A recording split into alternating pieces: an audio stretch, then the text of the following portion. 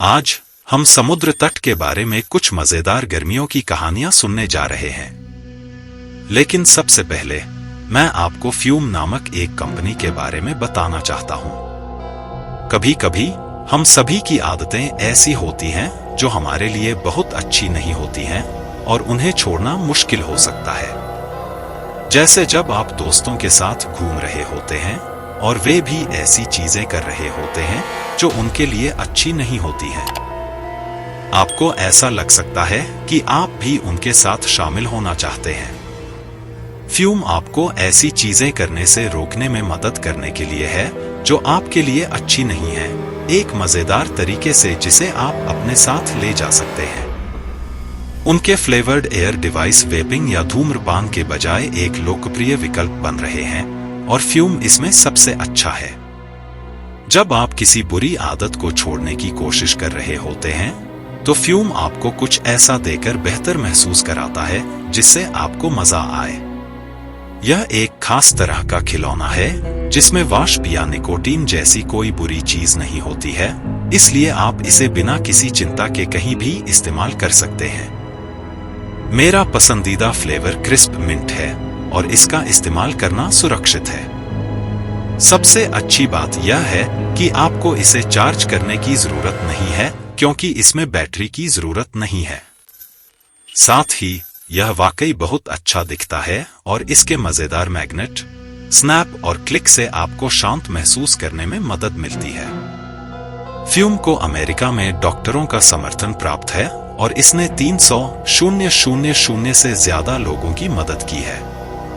आप भी उन लोगों में से एक हो सकते हैं।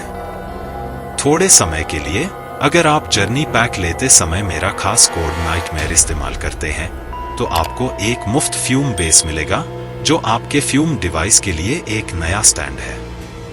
आप इसे tryfume.com पर देख सकते हैं। इसे TRYFUME लिखा जाता है। वेबसाइट पर जाएं और कोड नाइटमेयर डालें या आप स्क्रीन पर दिखाई देने वाले कोड को स्कैन करने के लिए अपने फोन का इस्तेमाल कर सकते हैं। मैं 25 साल की उम्र तक समुद्र तट के किनारे एक शहर में पला बढ़ा। मेरा घर समुद्र तट से सिर्फ 20 मिनट की पैदल दूरी पर था। समुद्र तट मेरे व्यक्तित्व का एक बड़ा हिस्सा था, जैसे कि मेरा 80% हिस्सा। मैं इतने लंबे समय से सर्फिंग कर रहा हूं कि मुझे याद ही नहीं है कि मैंने कब शुरुआत की थी। और जब भी मैं अपने जूते उतारता हूं तो हमेशा कुछ रेत गिरती रहती है। मेरे दो सबसे अच्छे दोस्त आर्मंड और चक वाकई मिलनसार और अच्छे थे। हम सभी 18 साल के थे और लड़कियों में बहुत दिलचस्पी रखते थे। मई के आखिर में एक शनिवार की रात हम स्कूल के बारे में थोड़ा आलसी महसूस कर रहे थे क्योंकि यह लगभग खत्म हो चुका था। हम अक्सर यह देखना पसंद करते थे कि हम बिना किसी परेशानी के कितनी दूर तक जा सकते हैं।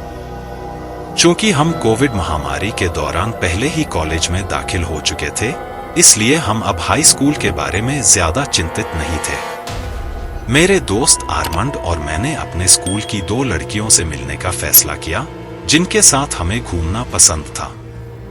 हमारी योजना शाम को उन्हें लेने और समुद्र तट पर एक मजेदार और आरामदायक रात बिताने की थी। हम अपने साथ कंबल और कुछ जूस की बोतलें लाए थे जो समुद्र तट पर सितारों को देखने के लिए बिल्कुल सही थी। मुझे नहीं लगता कि शराब पीकर गाड़ी चलाना बिल्कुल भी ठीक है, लेकिन उस समय मैं ठीक से नहीं सोच रहा था। मैं 9 बजे के कुछ समय बाद सोफिया के घर पहुंचा। वह और फ्रैन कार की ओर चलते हुए खुशी से नाच रहे थे और ऐसा लग रहा था कि उन्होंने पहले ही थोड़ी शराब पी ली थी। आर्मंड और मैंने कुछ खुश मुस्कानें साझा की क्योंकि हम वास्तव में रात का इंतजार कर रहे थे। मैं हमें एक सुंदर समुद्र तट पर ले गया जिसमें लगभग 30 मिनट लगे। सवारी के दौरान हम चारों ने एक साथ बहुत अच्छा समय बिताया, हंसे और अपने दोस्तों के बारे में बातें की। एक समय पर फ्रैन और मैंने कुछ बड़े विचारों के बारे में बात करना शुरू कर दिया, जैसे कि समय क्या है और जब लोग मर जाते हैं तो क्या होता है। हम सभी एक साथ बहुत अच्छा समय बिता रहे थे। मैंने जो समुद्र तट चुना था उसमें एक गंदगी वाली सड़क थी जहां कारें चल सकती थी। उस सड़क से हमारे चलने के लिए एक छोटा रेतीला रास्ता था। रास्ता थोड़ा खड़ी चढ़ाई वाला था, लेकिन मैंने इसे इसलिए चुना क्योंकि यह शांत था और हमें वहां बहुत से अन्य लोग नहीं दिखेंगे। यह समुद्र तट व्यस्त बोर्ड वॉक से बहुत दूर था, इसलिए हम सितारों को बेहतर तरीके से देख सकते थे। मैंने सब कुछ पहले से प्लान कर लिया था। मैंने अपनी कार ऊबड़-खाबड़ गंदगी वाली सड़क से दूर पार्क की। फिर हम चारों बाहर निकल आए। आर्मंड और मैंने कंबल और जूस लिया। मैं कम मजेदार हिस्सों को जल्दी से खत्म कर दूंगा। खाली बोतल में कुछ देर खेलने के बाद आर्मंड और मैं अलग अलग रास्ते पर चले गए। वह और फ्रैन समुद्र तट पर चले गए, जबकि सोफिया और मैं दूसरी तरफ चले गए। जब हम दूर हो गए और अंधेरा हो गया, तो मैंने अपना कंबल बिछा दिया और हम दोनों उस पर लेट गए और सो गए क्योंकि हम थके हुए थे। लेकिन इससे पहले कि कुछ और होता, सोफिया बहुत तनाव में आ गई। पहले तो मुझे लगा कि मैंने कुछ गलत किया है, लेकिन फिर उसने धीरे से कुछ कहा। क्या तुमने सुना? मैंने बहुत ध्यान से सुना, समुद्र की लहरों की मधुर आवाज के अलावा कुछ और सुनने की कोशिश की। मुझे लगा कि वह सिर्फ इसलिए बेवकूफी कर रहा है क्योंकि उसने बहुत ज्यादा पी लिया था, लेकिन फिर मुझे कुछ सुनकर आश्चर्य हुआ। यह थोड़ा बहुत एक छोटे इंजन के चलने जैसा लग रहा था। मैंने एक शोर सुना, लेकिन मैं यह नहीं बता पाया कि यह कहां से आ रहा था। फिर यह शांत हो गया और गायब हो गया। मैंने अपने दोस्त से कहा कि वह इसके बारे में चिंता न करे और हम फिर से मौजमस्ती करने लगे। थोड़ी देर बाद मैंने अपनी शर्ट रेत से बाहर निकाली, उसे पहना और रेत से छुटकारा पाने के लिए उसे हिलाया। सोफिया कंबल पर लेटी हुई थी, तभी अचानक चीख पड़ी। मैंने पलटकर देखा कि क्या गड़बड़ है और वह किसी चीज की ओर इशारा कर रही थी। मैंने ऊपर देखा, लेकिन मुझे केवल अंधेरा आसमान दिखाई दिया। मैं बेहतर देखने के लिए उसके बगल में बैठ गया और मैं वास्तव में डर गया था। जहां से वह देख रही थी, चांद हमारे ठीक ऊपर था और ऐसा लग रहा था कि उसके ठीक बगल में एक ड्रोन तैर रहा है। ड्रोन थोड़ी देर तक हवा में रहा और फिर अंधेरे आसमान में उड़ गया, जब तक कि हम उसे और नहीं देख पाए। अब मुझे समझ में आ गया कि जो आवाज हमने पहले सुनी थी, वह निश्चित रूप से ड्रोन की थी। मुझे खुद पर निराशा हुई कि मैं इसे पहले क्यों नहीं समझ पाया। यह विचार कि वह शायद हमें देख रहा था, मुझे थोड़ा बेचैन कर रहा था। मैंने सोफिया की ओर देखा और पाया कि वह भी वैसा ही महसूस कर रही थी। उसने अपने हाथों से अपना चेहरा ढक लिया और रोने लगी। मैंने उसे जितना हो सका दिलासा देने की कोशिश की और फिर मैंने कहा कि हमें वापस कार में जाना चाहिए। हम सोफिया को खोजने के लिए जल्दी से कार की ओर बढ़े। आर्मंड और फ्रैन पहले से ही अंदर थे। मैंने जल्दी से उसे बताया कि क्या हुआ था। वे दोनों हैरान दिख रहे थे और मैं महसूस कर सकता था कि हमारे आसपास की खुशियां गायब हो रही हैं। मैंने सोफिया के घर की ओर धीरे धीरे गाड़ी चलाना शुरू किया। उम्मीद थी कि बातचीत करके सभी को अच्छा महसूस होगा, लेकिन इससे वास्तव में कोई मदद नहीं मिली। लड़कियों ने कहा कि वे घर जाने में सुरक्षित महसूस नहीं कर रही थी। चूंकि यह शनिवार की रात थी, इसलिए मुझे देर तक बाहर रहने में कोई दिक्कत नहीं थी। मैंने सुझाव दिया कि हम उनके किसी घर पर घूम सकते हैं। उन दोनों ने मना कर दिया क्योंकि उनके माता-पिता उन्हें ऐसा करने की अनुमति नहीं देंगे। मैं भी इसे अपने घर पर नहीं रख सकता था और न ही आर्मंड। इसलिए मैंने आर्मंड से हमारे दोस्त चक को बुलाने के लिए कहा। चक का घर वाकई बहुत बड़ा था और उसके माता पिता अच्छे थे। यह घूमने फिरने के लिए एक बढ़िया जगह थी। जब चक ने कहा कि वह हमें अपने घर बुला सकता है, तो हम बहुत खुश हुए। मैंने चक के यार्ड में गाड़ी चलाई और कार पार्क की। आर्मंड और दोनों लड़कियां चक के सामने के दरवाजे पर गए और मैंने उनसे कहा कि मैं जल्द ही वहां पहुंच जाऊंगा। मुझे कुछ पल के लिए यह सोचने की जरूरत थी कि अभी क्या हुआ, क्योंकि मैं वास्तव में बहुत परेशान था। इसलिए मैंने अपना सिर स्टीयरिंग व्हील पर रख दिया और बेहतर महसूस करने की कोशिश करने के लिए अपनी आंखें बंद कर ली। मैंने कुछ सेकंड के लिए अपनी आंखें बंद कर ली और इससे मुझे बेहतर महसूस हुआ। फिर बिना सोचे समझे मैंने कुछ बुरा होने के बाद पहली बार अपना फोन उठाया। जब मैंने इसे चालू किया तो स्क्रीन चमक उठी और मैंने एक संदेश देखा। मुझे यह सुनिश्चित करने के लिए कुछ बार पलकें झपकानी पड़ी कि मैं वास्तव में इसे देख रहा हूं। मेरा पूरा शरीर स्थिर महसूस कर रहा था क्योंकि मैं सदमे में उस एक संदेश को देख रहा था। मैंने पाया कि एयरटैग नामक एक छोटा सा उपकरण जहां भी मैं जाता था मेरा पीछा कर रहा था। मैंने जो भी भावनाएं अभी अभी दूर की थी वे वापस आ गईं और मुझे एहसास हुआ कि कोई हमें देख रहा था। मैं जल्दी से कार से बाहर निकला और देखा कि क्या हो रहा है। कार पूरी तरह से खाली थी। आगे के हिस्से में कुछ नहीं था, आगे की जगह में कुछ नहीं था और पीछे भी कुछ नहीं था। मैं थोड़ा चिंतित महसूस कर रहा था, इसलिए मैंने सीटों में देखा और फर्श पर मैट को भी पलट दिया। मैं अभी भी इसे नहीं ढूंढ पाया। मुझे बहुत गर्मी लग रही थी और मैं महसूस कर सकता था कि मेरे बाल घुंघराले हो रहे हैं। मैं अपनी कार के नीचे देखने के लिए अपने हाथों और घुटनों के बल बैठ गया। मैं ड्राइवर की तरफ के टायर के पास गया और उसके चारों ओर टटोला और फिर मुझे यह मिल गया। यह वास्तव में टेप से कार के नीचे चिपका हुआ था।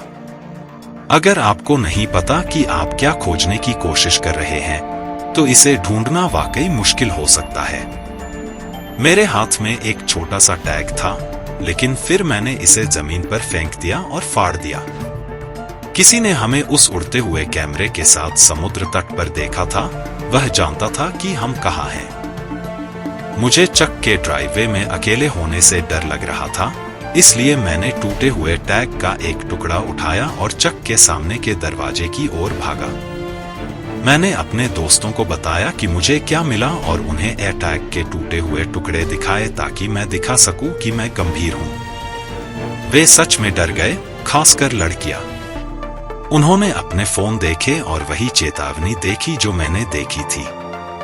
चक सच में चिंतित था क्योंकि हो सकता है कि हम उसके घर तक पीछा किए गए हों। जब सब लोग थोड़ा शांत हो गए तो हमने रात के बाकी समय चक के बेसमेंट में बिताने का फैसला किया और वहीं रुके। कुछ हफ्ते बीत गए और कुछ भी अजीब नहीं हुआ। मेरे दोस्त और मैं आगे बढ़ने और जो कुछ हुआ उसे भूलने में खुश थे, यह सोचकर कि यह सब हमारे पीछे रह गया है। हमने सोचा कि शायद कोई अजीब व्यक्ति बस कुछ युवाओं को समुद्र तट पर मस्ती करते देखना चाहता था और उन्हें डराने के लिए उनकी कार का पीछा करने की कोशिश कर रहा था। जो हुआ उसके बारे में सोचना थोड़ा डरावना था, लेकिन हम खुश थे कि चीजें बदतर नहीं हुई। एक रविवार की सुबह लगभग 3 हफ्ते बाद मुझे मेरे दोस्त चक का फोन आया। वह बहुत चिंतित लग रहा था और उसने मुझे तुरंत अपने घर आने के लिए कहा, इसलिए मैं दौड़कर उसके घर गया।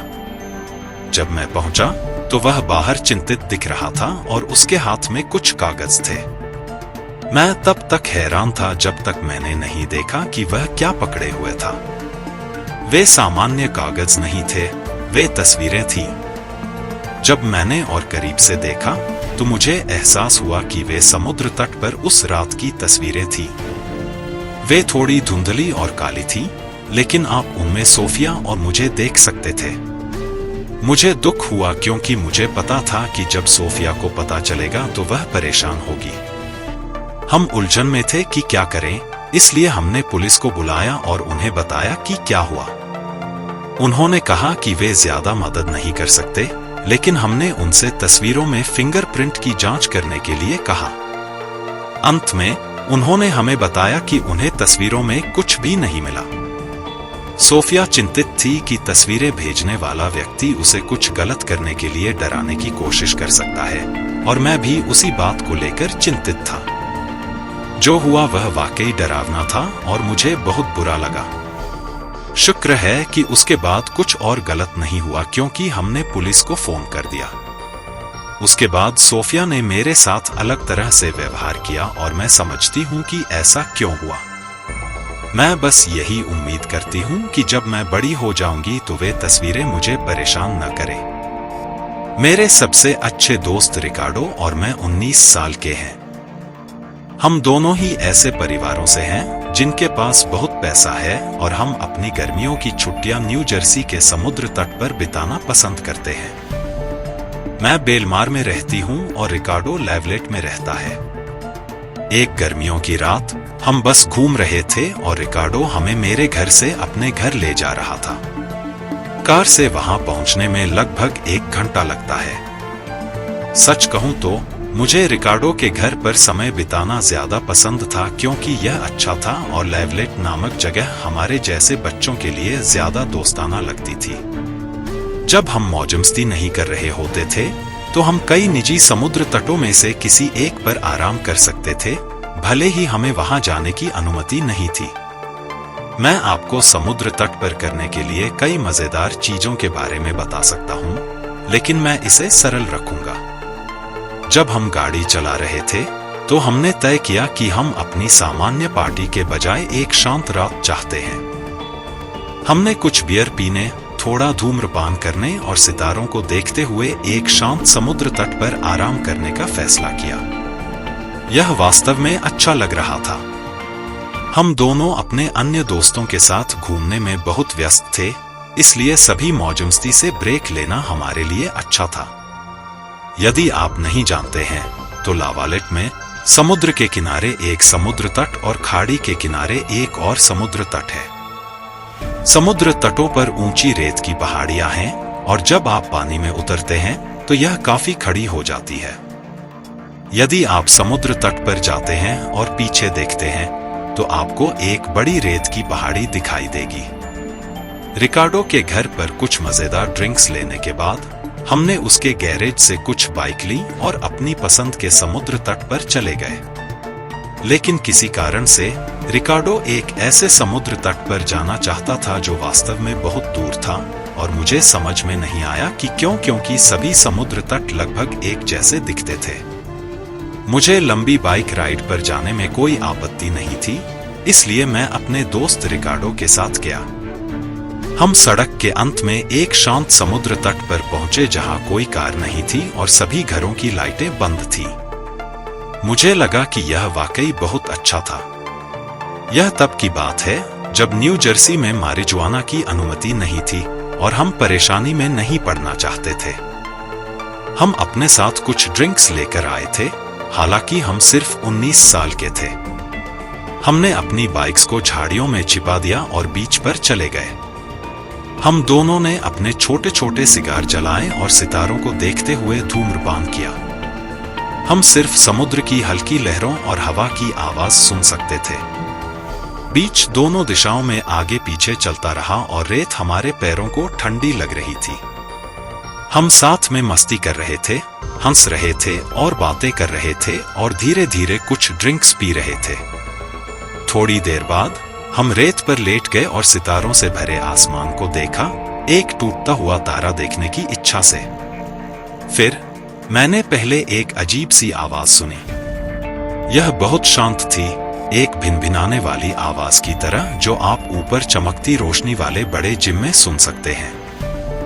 मैं इस आवाज को और बेहतर तरीके से नहीं समझा सकता। यह एक हल्की भिनभिनाहट थी जो धातु की तरह लग रही थी और यह निश्चित रूप से बीच से नहीं आ रही थी। मैं उठकर बैठ गया और रिकार्डो को देखा और मैं देख सकता था कि उसने भी इसे सुना था। हम दोनों ने अपने सिर इधर उधर घुमाए, यह पता लगाने की कोशिश करते हुए कि अंधेरे में भिनभिनाने की आवाज कहां से आ रही थी। यह अजीब था क्योंकि हम समझ नहीं पा रहे थे कि शोर कहां से आ रहा था। देखने के लिए बहुत कुछ नहीं था। हम सच में डर रहे थे, लेकिन हम हिलने के लिए बहुत डरे हुए थे। हमने सोचा कि जो भी शोर कर रहा था वह चला जाएगा और फिर हमें डरने की जरूरत नहीं होगी। हम समुद्र तट पर जहां बैठे थे, वहां से हम दूर जाने का कोई रास्ता नहीं देख पा रहे थे। यह वास्तव में अंधेरा था और हम समुद्र से तेज आवाजें सुन सकते थे जो हमारी कही गई हर बात को दबा रही थी। यह डरावना नहीं लग सकता है, लेकिन मेरा दिल बहुत तेजी से धड़क रहा था। ड्रोन अभी भी उड़ रहा था और थोड़ी देर बाद रिकार्डो ने मुझे उसके साथ आने का इशारा किया। मैंने उसे इशारा किया कि मैं समझ गया हूं। उस जगह को छोड़ना हमारे लिए सबसे समझदारी भरा फैसला था। ऐसा लगा जैसे यह किसी फिल्म से आया हो।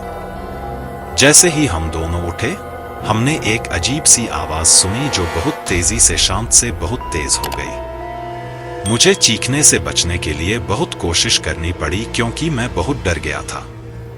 आवाज अचानक से तेज हो गई और यह निश्चित रूप से हमारे दाईं ओर से आ रही थी।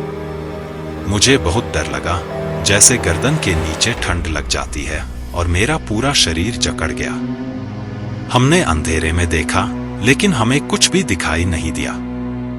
ऐसा लगा जैसे ड्रोन हमारे ठीक बगल में था, इसलिए हम बड़ी रेत की पहाड़ी की ओर भागने लगे, बिना यह जाने कि हम किससे भाग रहे हैं। मैं बता सकता था कि कुछ बहुत गड़बड़ है और मुझे लगा जैसे कोई या कोई चीज हमारा पीछा कर रही है। जब हम बड़ी रेत की पहाड़ी के आधे रास्ते पर थे, तो मैंने महसूस किया कि रिकार्डो रुक गया और मुझे वापस पकड़ने के लिए अपना हाथ मेरे कंधे पर रख दिया। मुझे किसी कारण से दौड़ना बंद करना पड़ा। पहले तो मुझे नहीं पता था कि ऐसा क्यों है, लेकिन फिर मैंने देखा कि वह क्या देख रहा था। मैंने रेत के बड़े टीले की तरफ देखा और उसे वहां देखा। रेत के टीले पर एक लंबा काला आकार चुपचाप खड़ा था। उसकी भुजाएं बहुत लंबी थीं, लगभग घुटनों तक। यह बहुत डरावना लग रहा था क्योंकि यह बहुत लंबा था और बिल्कुल भी नहीं हिल रहा था। फिर रिकार्डो ने मेरा नाम पुकारा, जिससे मेरी नजर उस डरावनी आकृति से हट गई और हम फिर से तेजी से दौड़ने लगे, इस बार समुद्र तट के पास। हम रेत के टीले पर जाने के लिए अगले स्थान पर जल्दी से गए और जितनी जल्दी हो सके ऊपर चढ़ गए। जब हम शीर्ष पर पहुंचे, तो हमने पीछे मुड़कर देखा कि हम अभी कहां से आए हैं। मैं अभी भी कल्पना कर सकता हूं कि यह कितना डरावना था। टीले पर सिर्फ एक काली आकृति नहीं थी, ढलान पर लगभग 3 या 4 और खड़ी थी। ऐसा लगा जैसे वे सभी हमें देख रहे थे। हमारे पास अपनी बाइक वापस लाने के लिए पर्याप्त समय नहीं था, इसलिए हमने अगली सुबह घर भागने का फैसला किया। हमने उसी रास्ते से वापस जाने की कोशिश की जिस रास्ते से हम आए थे, लेकिन हम अपनी बाइक नहीं ढूंढ पाए, जबकि हम वाकई ऐसा करना चाहते थे। शायद कोई उन्हें ले गया हो, या शायद पिछली रात हमारा पीछा करने वाली डरावनी चीज का इससे कुछ लेना देना हो। मैंने समुद्र तट पर वास्तव में कभी कुछ बहुत डरावना नहीं देखा है, और मुझे अभी भी यकीन नहीं है कि वहां जो कुछ हुआ उसे कैसे समझाऊं। मेरे लिए सबसे अजीब बात यह है कि मैं समझ नहीं पा रहा हूं कि वह भिनभिनाने वाली आवाज क्या थी, और मैंने उसके बाद से कभी ऐसा कुछ नहीं सुना। समुद्र तट मुझे डराते थे, लेकिन हमेशा ऐसा नहीं था। जब मैं बच्चा था तो मुझे समुद्र तट पर जाना बहुत पसंद था। मुझे याद है कि मैं गर्मियों में सप्ताहांत का इंतजार करता था, जब मैं और मेरा परिवार अपने समुद्र तट के घर पर जाते थे। कभी कभी मैं अपने दोस्त चार्ल्स के समुद्र तट के घर पर समय बिताने के लिए भाग्यशाली होता था, जो और भी मजेदार होता था। जब मैं 16 साल का था, तो मैंने गर्मियों के एक बहुत ही मजेदार सप्ताहांत की योजना बनाई थी। मेरे दोस्त चार्ल्स और रिले और मैं कुछ दिनों के लिए चार्ल्स के समुद्र तट के घर पर बिना किसी वयस्क के रहने वाले थे। रिले हमसे 1 साल बड़ा था और उसने अभी अभी अपना ड्राइविंग लाइसेंस प्राप्त किया था, इसलिए हम उसकी कार में ड्राइव करने जा रहे थे। समुद्र तट की यात्रा अद्भुत थी। रिले सबसे अच्छा ड्राइवर नहीं था, इसलिए जब वह गाड़ी चला रहा था तो हमने बहुत समय इस बात पर हंसते हुए बिताया कि वह कैसे गाड़ी मोड़ रहा था और ऊबड़-खाबड़ सड़क के बारे में शिकायत कर रहा था। यह वाकई मजेदार था।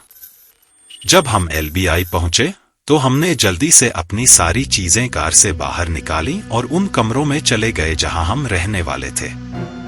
कहानी के लिए घर की बनावट महत्वपूर्ण है, इसलिए मैं आपको इसके बारे में थोड़ा बताऊंगा।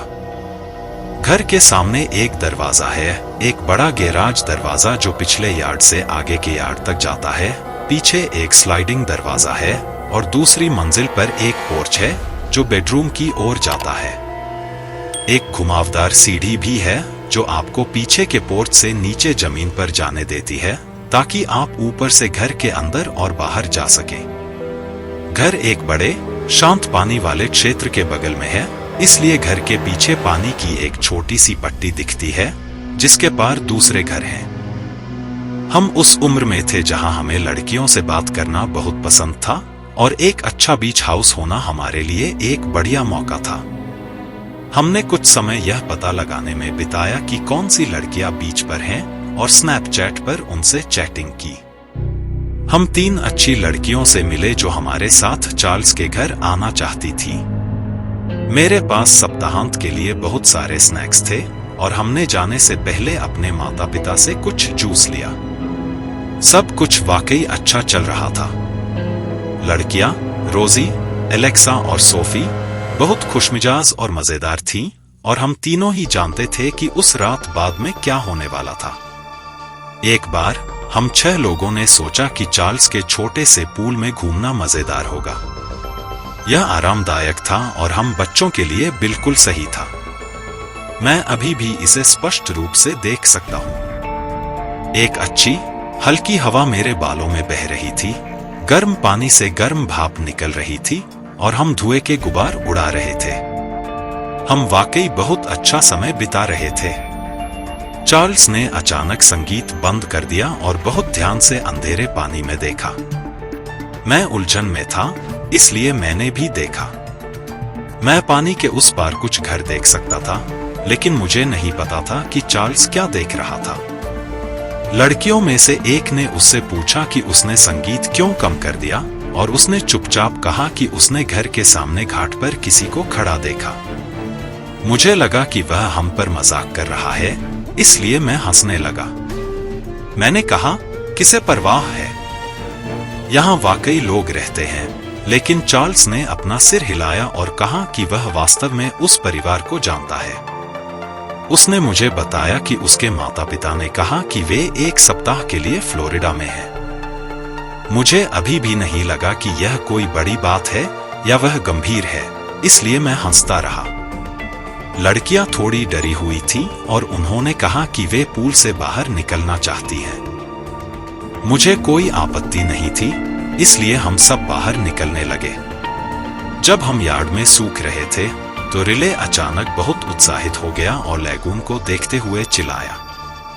हम सब यह देखने के लिए मुड़े कि वह क्या देख रहा है और हालांकि अंधेरा हो रहा था, मैं दूसरे घाट के पास कुछ हिलता हुआ देख सकता था। हम 6 लोग बिल्कुल स्थिर खड़े थे, यह देखने की कोशिश कर रहे थे कि क्या हो रहा है। फिर हमारे सामने सड़क पर एक कार गुजरी और उसकी रोशनी से हमें थोड़ा देखने में मदद मिली। हमने जो देखा वह डरावना था और वहां कुछ लोग थे। 4 लंबे चौड़े लोग डॉक के अंत में खड़े होकर हमारी ओर देख रहे थे। हम नहीं देख पा रहे थे कि उन्होंने क्या पहना हुआ था या वे कैसे दिख रहे थे, लेकिन हम जानते थे कि वे हमारी ओर देख रहे थे। अभी अंदर जाओ, चार्ल्स ने कांपती आवाज में स्लाइडिंग दरवाजे की ओर इशारा करते हुए कहा। जैसे ही हम अंदर गए, हमने एक अलग आवाज सुनी जो अब तक की सबसे भयानक आवाज थी।